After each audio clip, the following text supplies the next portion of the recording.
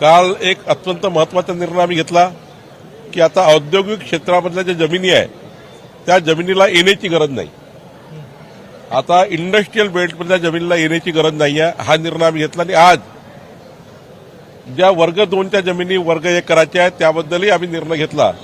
वर्षभराची मुदत आहे, वर्षभराच्या मुदतीमध्येच आता वर्ग 2च्या जमिनी वर्ग 1 मध्ये करता येणार आहे। ही मुदतवाढ आहे आणि यामध्ये वेगवेगळ्या पद्धतीचे चार्जेस लागणार आहे। जे रहिवासी असेल तर 50% असा वेगवेगळ्या पद्धतीचे चार्जेस लागणार आहे। आणि त्यामुळं ज्यांचे वर्ग 2चे वर्ग 1 राहिले आहे, अकृषिक आणि इंडस्ट्रियल वगैरे शेती भागाकरता आम्ही वर्ग 2चे वर्ग 1 करून टाकले आहे शेतकऱ्यांचे।